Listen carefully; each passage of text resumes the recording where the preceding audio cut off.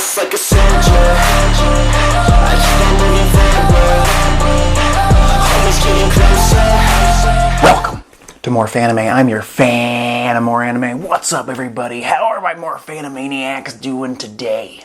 Today, I want to take the time and I want to discuss, I want to dissect, I want to take a deep dive into chapters 276 through chapters 300 of the BLEACH manga. I just got finished reading those bad boys, and I gotta say, these are some of the best chapters I've read in this series. And I mean that as an absolute compliment. Tite Kubo, the author, has done a very good job of slowly building and building and building, getting better and better through every set of chapters that I end up reading, and I am getting very excited. I literally had to run into my office to record this video because I want to continue reading this story. If this is the first time you're watching one of the More Fanime review videos, I highly suggest you go back and start this from the very beginning, when I first started BLEACH, when I didn't know anything about it. Now I'm kind of starting to understand the world,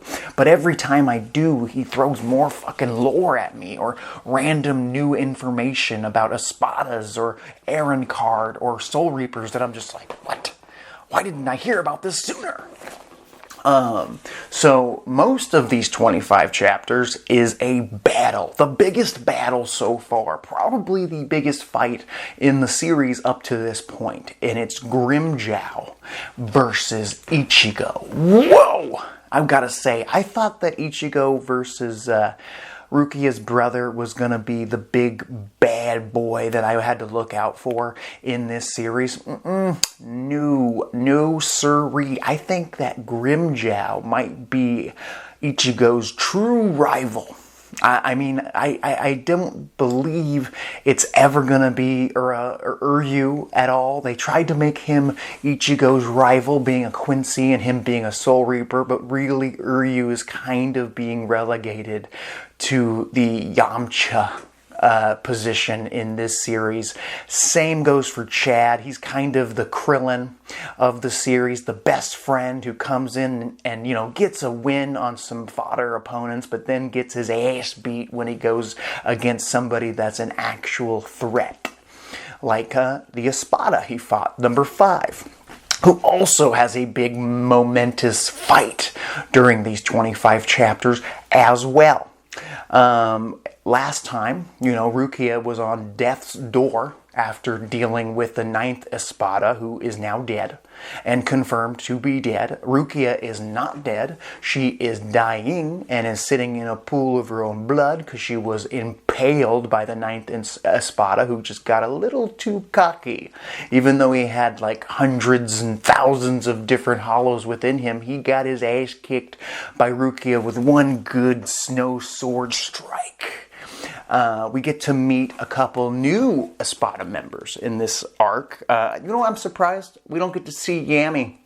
Yami, the Nappa of this series. We don't get to see him at all during these 25 chapters. I think he's the 10th Espada, and right now, some of the characters like Rukia and Uryu are dealing with higher leveled members. So Yami's gonna get his absolute shit kicked in when he decides to make his own appearance. Or maybe he'll just get obliterated by Aizen when he's sick of his shiz.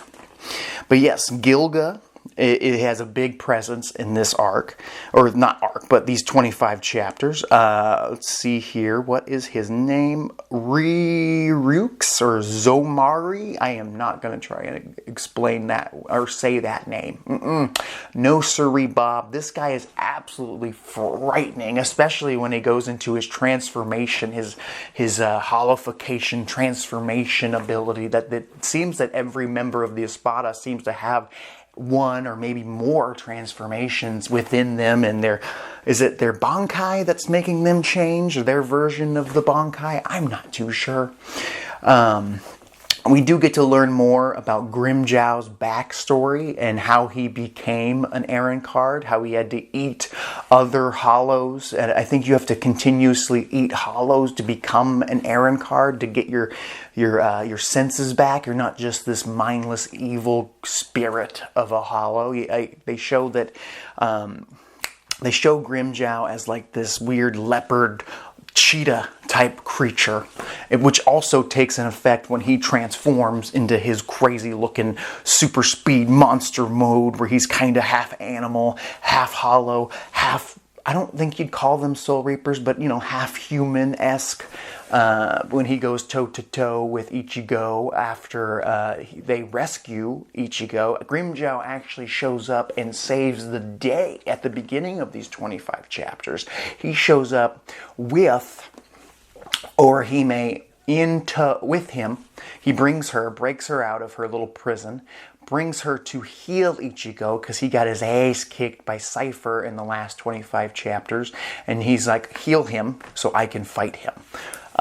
Cypher, he goes and finds out that Orihime has broken out with help from Grimjow. Cypher shows up and says, what the hell are you doing, Grimjow? Aizen is not going to be happy with this. There was a minute that I thought that Cypher might end up being a secret good guy in the story, because he does seem to have some morals about him. I would say he treated Orihime with some grace. He was very nice to her for the most part. He let her slap him and didn't absolutely break her arm or anything, or threaten her, other than threatening to kill her friends. So actually he is kind of a dick. But he must be much more of a loyal follower of Aizen than I originally thought. He shows up and he goes toe-to-toe with Grimjow before Grimjow fights Ichigo. And Grimjow uses this cube thing and teleports Cypher to another dimension. He says that the dimension he sent him to is this. The thing that he used to do that is an item that they use to punish their subordinates, their little hollow subordinates. If they're not doing their shiz, they use this to send them to this dimension that they can never escape from. But for Aaron card or for Espada members, they can get out of this dimension within a few hours. But a few hours is plenty of time for Grimjow to go toe-to-toe with Ichigo, what he wants. The reason he was so frustrated with Cypher is that he fought Ichigo before he got an opportunity to. And he's like, hey man, you don't go after a man's prey.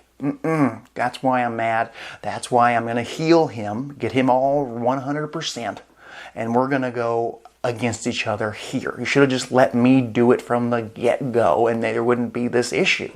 I'm starting to think that Grimjow might end up becoming the Vegeta of this story. He's a bad guy, but he also loves fighting, and he likes fighting Ichigo. Ichigo even mentions this during their fight. He's like, do you really want to fight to the death? Because if we live, we can fight again and again and again. I don't really see the point. It's not like they live for fighting. Even Ichigo doesn't live for fighting. They do kind of explain that Ichigo has this battle lust within him that he's not willing to accept. During their fight, Ichigo does pull out the holification mask. He does tell Orihime to heal Grimjow, because Grimjow took some major damage going against Cypher. Cypher's number 4 and Grimjow's number 6, and there seems to be a huge gap in power between the numbers of the Espada. It'll be interesting to see exactly how strong Cypher is compared to Grimjow. I'm sure Grimjow has a lot of character development going forward, unless he dies during this arc. I'll have to wait and see. I kind of hope he does, because there really hasn't been a major character death in this series so far. And I don't want to obsess on that, but I think it does help when a series has a committed, permanent character death of a character that we care about. I mentioned it in my last review when Rukia was on death's door. If she had died during this 25 chapters, my mind would be absolutely blown, and I'd be so excited to see where are we going with this. Is she going to get revived by the Dragon Balls? No siree, because this is Bleach. She's done for. Unless they can recycle her soul in the Soul Society, I really wouldn't know. But still, Ichigo has the longest fight in the series against Grimmjow, and it is fucking great. The art that Tite Kubo draws in Bleach is fucking phenomenal. Some of the best paneling and art that I've ever seen in a manga, and I just can't get enough of it. Every page, it reads like butter. You can get through a chapter so fast, especially these battle chapters. There's not a lot of over-explained information that I don't really care about. You know, like, there is a lot of lore in Bleach, but there's some things that are like, why the Espada? How do they become Eren? You know, how do the Hollows become Eren Card? Like, those kind of things are explained, but at the same time, I'm like, okay, so they eat each other, and eventually, if they're lucky, they'll become, you know, sentient again, and they'll have a control of what they're doing and their feelings and whatnot. And I think Aizen is taking advantage of that by having a band of the best, the Espada, as they're called. But I really enjoyed this fight. This has got to be my favorite fight in Bleach. In 300 chapters, the best fight so far, Ichigo versus Grimmjow. Hands down. I still say that I love the fight, which I would say number 2 would be Kenpachi versus Ichigo, but to be fair, I'm a huge Kenpachi fan. He's my numero uno favorite character in this series, and he has a little bit of an advantage there. I'd like to see the dude in the story. Honestly, if Kenpachi became a consistent member of the story, I'd be pumped, because he is like the more badass version of Rock Lee. Like, if you're a Naruto fan, he fights without using bankais or whatnot. He uses a rusty sword. He puts cool little bells in his hair. He's just an absolute badass, and he is personified and lives in his badassery. He likes to fight. He has a bloodlust I can believe. Ichigo ends up winning the fight just barely. He is able to use his holification for a much longer period of time. Grimmjow even mentions, like, how are you able to use the mask transformation longer? Is it because you trained before you came here? Or is it because of all the fights you've had leading up to this battle here? Are you getting that, like with Saiyans in Dragon Ball, when they get beat up and they get healed, they're stronger than they were before? Is he getting some sort of power up in that sense? Who knows? Either way, he definitely couldn't beat Grimmjow in 10 seconds, so he needed this little bit of more time. There was a point where Grimmjow cracked the mask on Ichigo's face, and he's like, looks like you're getting tired, bud. Looks like this fight's almost over. And then Ichigo goes like this and fixes the mask. So Ichigo is starting to really control this holification transformation he's got. And I'm here for it, because he just becomes OP as shiz when he's got the mask on. And I have a feeling that this mask, this holification, is not even near its full final form, because as you see with the Espada, when they transform into their crazy fucking forms, it's way more elaborate than just a mask. So I have a feeling that at some point Ichigo's going to get some crazy transformation, maybe with some wings or tentacles or a tail or something nuts, kind of like with Grimmjow turning into that Cheetah Man thing. So Ichigo ends up winning and lets Grimmjow live, probably because Grimmjow has shown a little bit of humanity by saving Orihime and then, reviving Ichigo. He kind of owes him one. Nell, I can't believe I'm 14 minutes into talking about this, and I haven't even spoken about Nell, the twist with Nell. Nell used to be an Espada member. I think her back said number 3. That's a big deal. And I have a question. Is there a new number 3? Did Nell's spot in the Espada get filled? Or is she still the current number 3 in the Espada? That's something I need to know. So, after that badass fight, another Espada member, number 5, shows up and says, well, I'm way stronger than Grimjow, and guess what, Ichigo, you're a tired boy right now. And his name is, and I already mentioned him earlier, is Gilga. Gilga, this dude's an absolute psycho, comes in and attacks Grimjow and says, will you hurry up and die so I can fight this guy? And says, I don't even remember your name, to Ichigo. I'm ready to kill ya. He's got the crazy half-moon scythe-type weapon. He goes toe-to-toe with Ichigo, and Ichigo's just way too tired.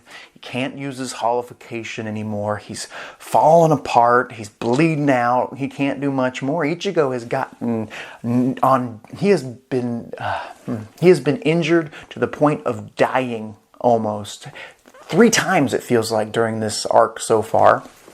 And luckily we have Orihime there, who can just heal things all the way back to 100%, thanks to her time healing ability.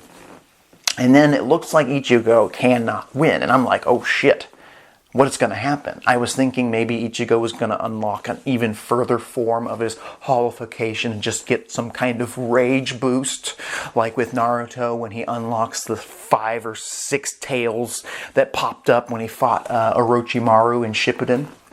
But that doesn't happen. Even a bigger twist. I'm so happy this happened because I was starting to get annoyed by Nell and her 2 cronies. But Nell ends up transforming, ends up being a former Espada member, and she's like this much older, much more developed character than I thought she was. She's actually very powerful. She's the number 3 Espada, much higher than Cypher, much higher than this Gilga guy, and she ends up whipping his absolute shit in, and the only reason she ends up losing is she ends up running out of energy, or I can't remember what they call their version of energy, Rish, something with an R. She ends up turning back into a child. I'm not sure if she remembers who she is when she's a child anymore. But she, at one point, was a member of Aizen's Espada. And she was cracked on the head by this Gilga guy that didn't like her. And you know why he didn't like her? Because he doesn't like to have a woman be stronger than him. So he's a fucking mashad. He's part of the fucking patriarchy. That's what he is, this Gilga dude. I'm ready for Gilga to get the hell out of Dodge. And then you're thinking, well, now that Nell is out of power, Rashish, or whatever that is, and now that Ichigo is literally bleeding out, and we have Orihime being held back from being able to heal them by Gilga's number 2 dude.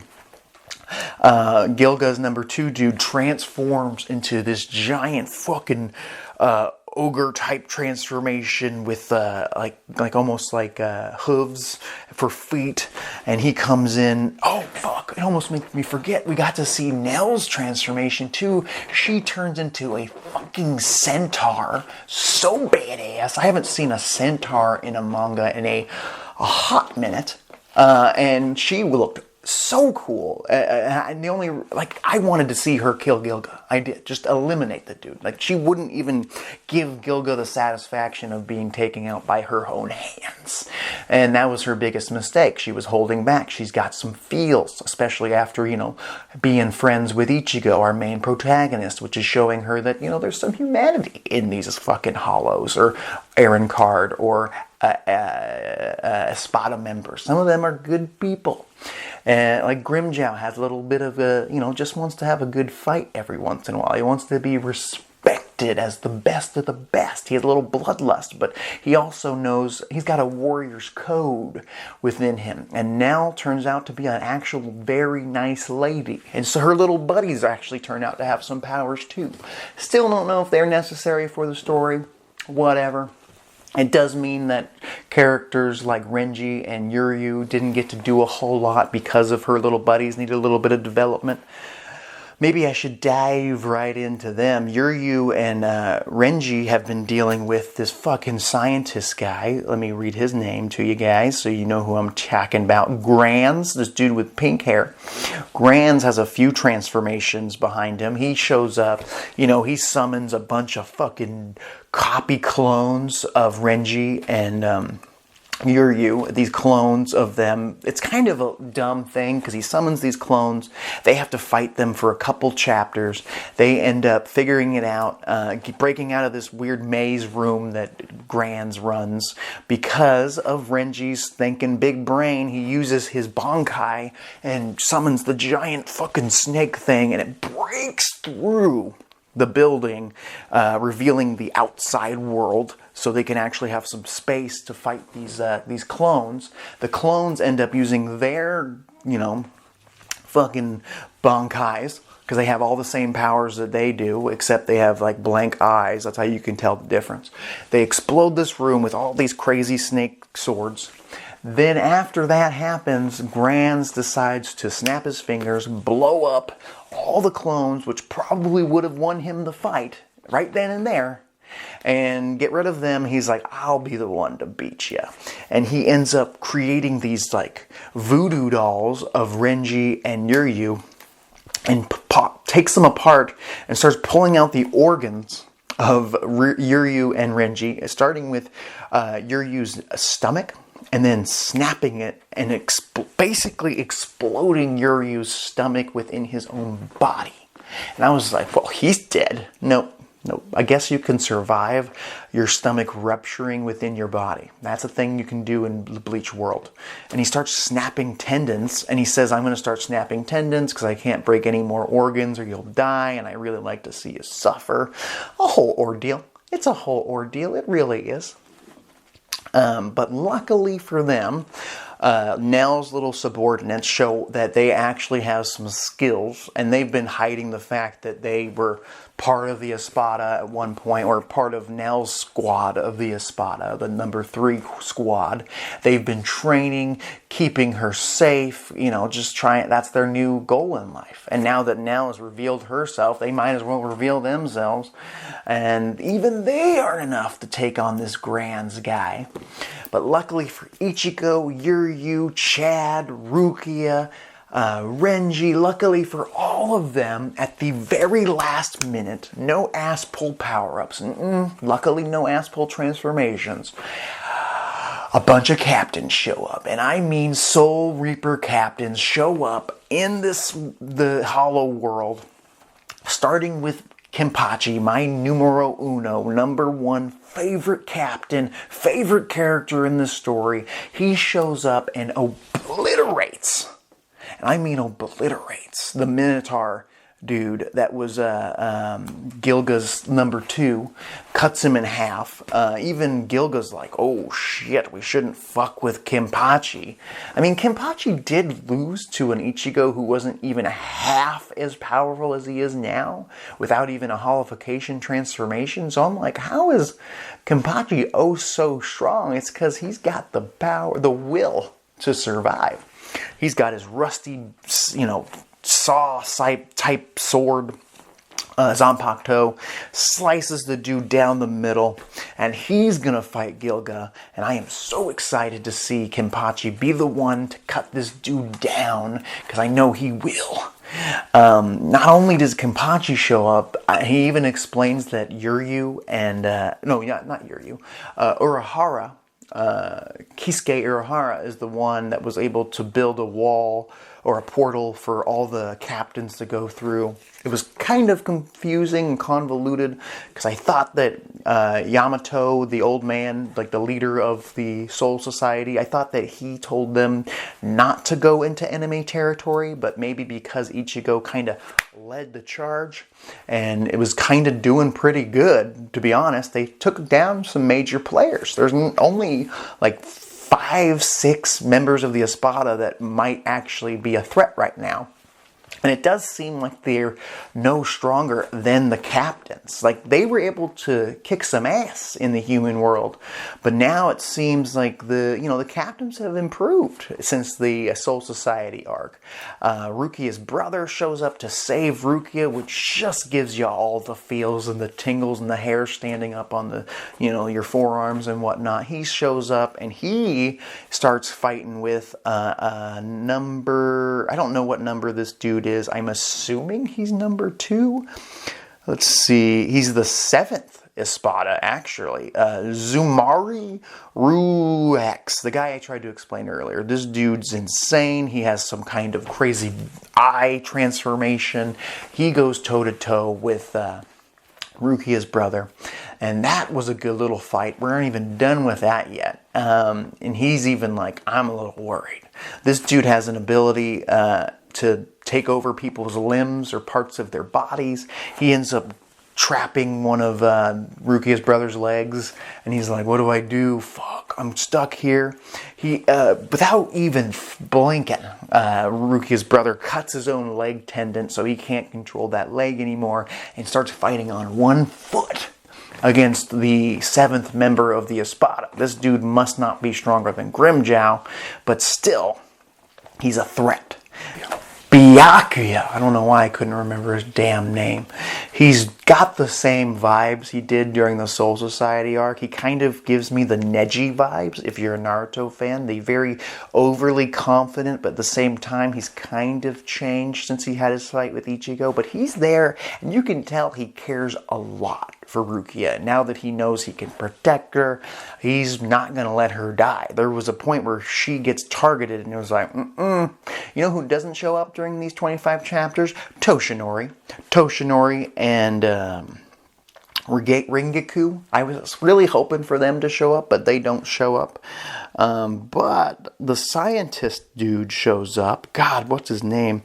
Maryu, the guy that took on Yuryu at the Soul Society arc. I was wondering what was going to go on with this guy, because this guy seems kind of psychopathic, kind of evil, but I guess he's not that bad, because he ends up saving Yuryu and Renji, and I can't wait to see him go toe-to-toe with the scientist dude from the Espada.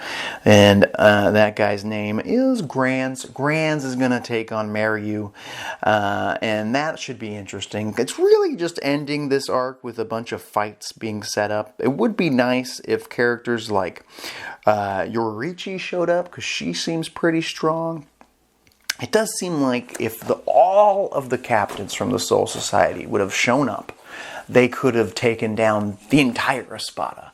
But maybe that is what Aizen wants. Maybe Aizen wants them all to go into that world so that he could cut them off and go directly to the Soul Society and just wreck their shit. Because if only Yamato's there to fight, then I don't think he could take on Aizen alone. Aizen's going to be the main villain going forward, you can tell. It's going to be interesting to see what's next. I'm very excited. I mean, the threat of Mr. Grimjow is over. Cypher should be coming back soon. We're going to get to see Kenpachi and Byakuya just be badasses and see what Maryu is all about. He even asks Granz what his name is, and he's like, "Why do you need to know my name?" He's like, "Because I need to know what to label my new test subjects." So these two fucking psychos are gonna go at it, and I'm very excited about that. Bleach is fantastic. I highly recommend it. If you haven't read it and you're this far into this video, I don't know what you're doing with your life, because you should get into it. It's worth it. This is More Fanime. Don't forget to comment down below, like this video, help me with the YouTube algorithms. I'll talk to you later.